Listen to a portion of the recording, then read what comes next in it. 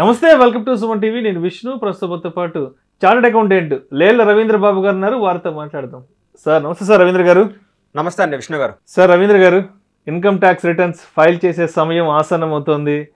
So February నుంచి అందరూ income ట్యాక్స్కి సంబంధించినటువంటి సరంజామా అంతా రెడీ చేసుకుంటుంటారు. అంటే ఎటువంటి డాక్యుమెంట్స్ అవసరం అవుతాయి, ఏంటి, అసలు ఐటీఆర్ ఎలా ఫైల్ చేయాలి, సో దానికి సంబంధించిన ఇన్ఫర్మేషన్ మొత్తం గ్యాదర్ చేసుకుంటూ ఉంటారు. కాబట్టి సో మన ప్రేక్షకులకి ఇవాళ మీ ద్వారా ఐటీఆర్ ఫైల్ చేసేందుకు కావాల్సిన ఇన్ఫర్మేషన్ మొత్తం ప్రొవైడ్ చేద్దాం అనుకుంటున్నాను. అయితే సాధారణంగా ఇన్కమ్ ట్యాక్స్ రిటర్న్స్ ఫైల్ చేసేటప్పుడు అందరూ సర్వసాధారణంగా చేసే ఒక టాప్ మోస్ట్ ఒక 10 మిస్టేక్స్ ఏముంటాయి, సో ఆ మిస్టేక్స్ చేయడం వల్ల ఎటువంటి పరిణామాలను ఎదుర్కోవాల్సి ఉంటుందంటారు? గజం కేవలం 4,500 రూపాయలతో 165 గజాల భూమి కేవలం 8 లక్షలు మాత్రమే. సో విష్ణు గారు, ఇన్కమ్ ట్యాక్స్ రిటర్న్ ఫైల్ చేసేటప్పుడు మీరు అయినట్టు టాప్ 10 మిస్టేక్స్ అంటే కామన్గా అందరూ చేసే మిస్టేక్ చూస్తే, mistake number 1 selection of ITR form. So మన ఇండివిజువల్ ఇన్కమ్ ట్యాక్స్ ఫైల్ చేసే వాళ్ళకి ఐటీఆర్ 4 ఉంటాయండి. ITR 1, ITR 2, ITR 3, ITR 4. So మనకున్న నేచర్ ఆఫ్ ఇన్కమ్ బట్టి శాలరీ ఇన్కమా, బిజినెస్ ఇన్కమా, లేకపోతే షేర్స్ ఇన్కమా, ఇంట్రెస్ట్ ఇన్కమా, సో ఇన్కమ్ యొక్క కేటగిరీని బట్టి మన అప్రాప్రియేట్ ఐటీఆర్ ఫామ్ని సెలెక్ట్ చేసుకోవాలి. సో ఐటీఆర్ ఫామ్ సెలెక్షన్ చేసే పెద్ద మిస్టేక్ చాలామంది.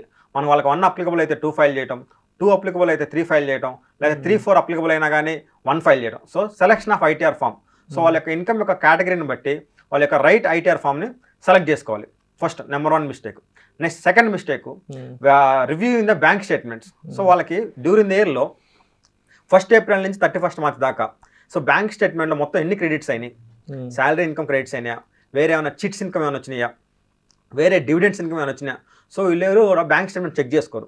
బ్యాంక్ స్టేట్మెంట్ చెక్ చేయకుండా శాలరీడ్ ఎంప్లాయీస్ ఓన్లీ వాళ్ళ ఫామ్ 16 ఎంత ఉంది అదొక్కటి చూసుకొని ఇన్కమ్ ట్యాక్స్ రిటర్న్ ఫైల్ చేస్తారు, కానీ వాళ్ళ యొక్క బ్యాంక్ స్టేట్మెంట్ చెక్ చేసుకోరు. సో వీళ్ళు కంపల్సరీ ఏం చేయాలంటే వాళ్ళకున్న అన్ని బ్యాంక్ స్టేట్మెంట్ తెప్పించుకొని, ఇప్పుడు ఇంటర్నెట్ బ్యాంకింగ్ ఉంది కాబట్టి ఇంటర్నెట్ బ్యాంకింగ్లో ఒక్కసారి ఫస్ట్ నుంచి ఏప్రిల్ 1 నుంచి మార్చ్ 31 దాకా బ్యాంక్ అకౌంట్స్ అనేవి చెక్ చేసుకొని ఏమైనా క్రెడిట్స్ ఉన్నాయా, వేరే ఏమైనా క్రెడిట్స్ ఉన్నాయా చూసుకొని అవి యాడ్ చేసుకోవాలి. అది second mistake. First selection of ITR form, second reviewing the bank statements, 3 disclosing the అనే ఎగ్జామ్టెడ్ ఇన్కమ్. సో యాక్చువల్గా కొన్ని ఇన్కమ్స్ మీద ట్యాక్స్ ఉండదు. ట్యాక్స్ ఉండకపోయినా కానీ మనం డిస్క్లోజ్ చేయాలి. ఎలాగంటే ఇప్పుడు మనం ఎల్ఐసి పాలసీ కట్టారు, ఒక 10 years పాలసీ కట్టారు. 10 years పాలసీ కట్టిన తర్వాత మనకి ఆ ఇన్సూరెన్స్ ఎల్ఐసి నుంచి డబ్బులు వచ్చినాయి. ఆ డబ్బుల మీద ట్యాక్స్ ఉండదు. ట్యాక్స్ ఉండకపోయినా కానీ మన ఇన్ఫర్మేషన్ ఇన్కమ్ ట్యాక్స్ డిపార్ట్మెంట్కి చెప్పాలి. ఇలా ఎల్ఐసి నుంచి నాకు డబ్బులు వచ్చినాయి, వీటి మీద ట్యాక్స్ ఏం కట్టలేదు, but I'm disclosing it to you to make it as a white money. అలాగా డిస్క్లోజర్ ఆఫ్ ఎగ్జామ్టెడ్ ఇన్కమ్. మీరు పబ్లిక్ ప్రావిడెంట్ ఫండ్ ఇన్వెస్ట్ చేశారు, ఆ పబ్లిక్ ప్రావిడెంట్ ఫండ్ నుంచి ఇంట్రెస్ట్ వచ్చింది, ఆ ఇంట్రెస్ట్ మీద ట్యాక్స్ లేదు, still we need to disclose it is to the income tax department. ఒక ట్రాన్స్పరెన్సీ కోసం. రేపొద్దున మీకు ఇంత వైట్ మనీ ఎక్కడి నుంచి వచ్చిందని చెప్పడానికి కూడా నేను ఆల్రెడీ ఇది ఫలానా సోర్స్ నుంచి వచ్చింది, నేను ఆల్రెడీ ఇన్కమ్ ట్యాక్స్ డిపార్ట్మెంట్కి దాన్ని డిస్క్లోజ్ చేశాను అని చెప్పడం కోసం. 3వది. నెక్స్ట్ 4వది ఇంట్రెస్ట్ ఇన్కమ్. ఇంట్రెస్ట్ అక్రూ అవుద్ది, పేమెంట్ అవ్వదు. పేమెంట్ అయితేనే మన బ్యాంక్ అకౌంట్లో రిఫ్లెక్ట్ అవుద్ది. ఒక ఎఫ్డీ వేస్తాము, 1 year ఎఫ్డీ వేస్తాము, 6 months మార్చ్కి మనకి ఇంట్రెస్ట్ అక్రూ అయింది. అక్రూ అయిన దాన్ని కూడా ఇంట్రెస్ట్ ఇన్కమ్ కింద మనం డిస్క్లోజ్ చేయాలి. అది 4. నెక్స్ట్ 5వ వచ్చేసరికి మనకి ఈరోజు టెక్నాలజీ అప్డేట్ అయ్యాక income tax department AS annual information statement ఒకదాన్ని తెచ్చింది, 26 AS అని ఒకటి తీసుకొచ్చింది. సో వీటన్నిటిలో మనకు సంబంధించిన ట్రాన్సాక్షన్లు రివ్యూ చేసుకోవాలి. 26 ASలో ఎంత ట్రాన్సాక్షన్లు ఉన్నాయి, ఏఎస్లో ఏమైనా బిజినెస్ రిసిప్ట్స్ ఉన్నాయా, ఏమైనా వేరే డివిడెంట్ ఇన్కమ్ ఉన్నాయా, అవన్నీ చూసుకొని ఓన్లీ చాలా మంది ఏం చేస్తున్నారంటే ఫామ్ 16 ఒక భగవద్గీత, ఒక బైబిల్ ఫీల్ అయ్యి ఫామ్ 16 ఫాలో అయ్యి ఇన్కమ్ ట్యాక్స్ రిటర్న్ ఫైల్ చేస్తున్నారు. So form 16 is not final and conclusive evidence. So form 16 is the one of the evidence to file the income tax return, కానీ form 16 ఒకటే final కాదు. So form 16తో పాటు as annual information స్టేట్మెంట్లో చూసుకోవాలి. Next 26 AS చూసుకొని ఈ 3 మధ్య reconciliation తీసుకొని, so ఎంత శాలరీ వచ్చింది, వేరే ఇన్కమ్ ఏమైనా వచ్చిందా అని చూసుకొని అప్పుడు ఇన్కమ్ ట్యాక్స్ రిటర్న్ ఫైల్ చేసేటప్పుడు డీటెయిల్స్ సబ్మిట్ చేయాలి. ఇవి 5 మిస్టేక్స్. నెక్స్ట్ 6వ వచ్చేసరికి మనం ఏమైనా ప్రాపర్టీ సేల్ చేసినా, మ్యూచువల్ ఫండ్స్ ఏమైనా అమ్మినా, లేదా ఏమైనా షేర్స్ అమ్మినా, వీటన్నిటిని క్యాపిటల్ గెయిన్స్ అంటారు.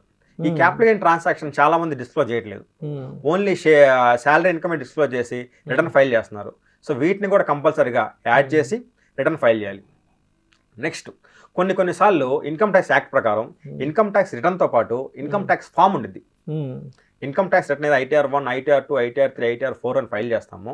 ఇన్కమ్ ట్యాక్స్ రిటర్న్తో పాటు ఇన్కమ్ ట్యాక్స్ ఫామ్ అని ఉండేది. ఇన్కమ్ ట్యాక్స్ ఫామ్ ఎప్పుడు వచ్చిందంటే నువ్వు న్యూ ట్యాక్స్ రిజిమ్కి వెళ్తున్నావు, income tax old tax regime నుంచి న్యూకి వెళ్తున్నాము. న్యూకి వెళ్తే 10IE అనే ఫామ్ ఫైల్ చేయాలి. 10IE అనే ఫామ్ ఫైల్ చేసి న్యూ ట్యాక్స్ రిజిమ్ కింద ఫైల్ చేస్తేనే నీకు ఆ స్కీమ్ ఎలిజిబిలిటీ వచ్చింది. వీళ్ళు ఇన్కమ్ ట్యాక్స్ రిటర్న్ ఫైల్ చేస్తున్నారు కానీ ఇన్కమ్ ట్యాక్స్ ఫామ్ ఫైల్ చేయట్లా. నెక్స్ట్ వేరే కంట్రీతో ఇన్కమ్ ఉంది, DTA double taxation avoidance agreements ఉంటాయి, వాటి కింద ఇన్కమ్ ట్యాక్స్ రిటర్న్ ఫైల్ చేయాలి. నెక్స్ట్ ఫామ్ 67 ఫైల్ చేయాలి. So income tax return, income tax form ఆ రెండు ఫైల్ చేయాలి. సో కొన్ని సందర్భాల్లో ఇలా ఫైల్ చేయాలి. నెక్స్ట్ రిలీఫ్ అని ఉండిద్ది, రిలీఫ్ ఫామ్ 10E అనే form file. So income tax రిటర్న్తో పాటు ఇన్కమ్ ట్యాక్స్ ఫామ్ ఫైల్ చేయాలి. సో వీళ్ళందరూ ఏం చేస్తున్నారు, ఇన్కమ్ ట్యాక్స్ రిటర్న్ ఫైల్ చేస్తున్నారు కానీ applicable income tax form file చేయట్లేదు. సో అవి మిస్ అవుతున్నారు. So income tax return, income tax form file చేయాలి. నెక్స్ట్ రాంగ్గా కొన్ని డిడక్షన్స్ క్లెయిమ్ చేస్తారు. రాంగ్ అంటే వీళ్ళు తెలియక చేస్తారు. ఎలాగంటే మీరు ఒక చారిటబుల్ ఇన్స్టిట్యూషన్ డొనేషన్ ఇస్తే సో అన్నిటికీ 100% డిడక్షన్ రాదు. కొన్నిటికి 100% డిడక్షన్ వచ్చింది, కొన్నిటికి 50% డిడక్షన్ వచ్చింది.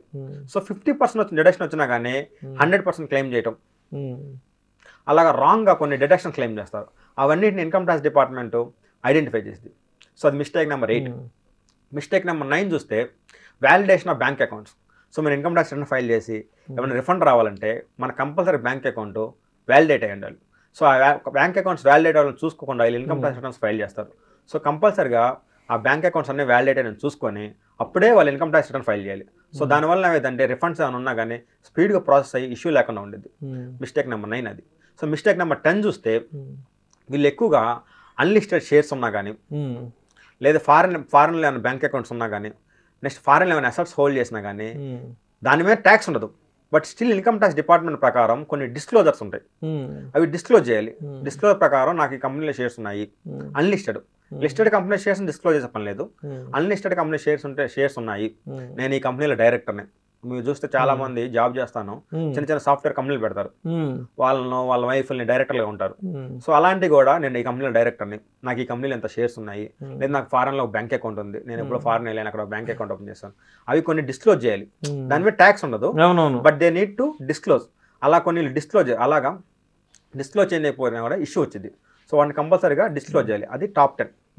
సో ఈ టాప్ 10 మిస్టేక్స్ని ఐడెంటిఫై చేసుకొని ఇవి రిపీట్ కాకుండా సాధ్యమైనంత వరకు ఇన్కమ్ ట్యాక్స్ డిపార్ట్మెంట్కి కంప్లై అయ్యే విధంగా వీళ్ళు చేసుకోవాలి. నెక్స్ట్ ఇంకో క్వశ్చన్ అడిగారు మీరు. సో అవి మిస్టేక్ చేయడం వల్ల కాన్సిక్వెన్సెస్, దుష్పరిణామాలు లేదా పరిణామాలు అంటే మెయిన్ ఫస్ట్ వచ్చే పరిణామం ఏంటంటే ఇన్కమ్ ట్యాక్స్ డిపార్ట్మెంట్ మనకు నోటీస్ రావడం, అనవసరంగా పెనాల్టీ. ఏ తప్పుకైనా ఇన్కమ్ ట్యాక్స్ యాక్ట్లో జనరల్ పెనాల్టీ అని ఉండేది. సో ఏ సెక్షన్ లేకపోతే జనరల్ పెనాల్టీ కింద 10,000 వేస్తారు. ఒట్టిపుణ్యానికి అంటే ఏమి లేదు, దానికి సెక్షన్ లేదు అంటే సరే ఒక మిస్లీనియస్ లాగా పెట్టేసి జనరల్ పెనాల్టీ 10,000, అలా పెనాల్టీలు, ఇంట్రెస్ట్లు, ఈ ఇన్కమ్స్ మీద మళ్ళీ అడిషనల్ ట్యాక్స్, ఇవన్నీ నోటీసులు వస్తాయి. వాటిని మనం రెడీ అయ్యి ఆ ట్యాక్స్ అవి పే చేయాల్సి వచ్చింది. Thank you so much Ravindra గారు. థ్యాంక్ యూ అండి విష్ణు గారు.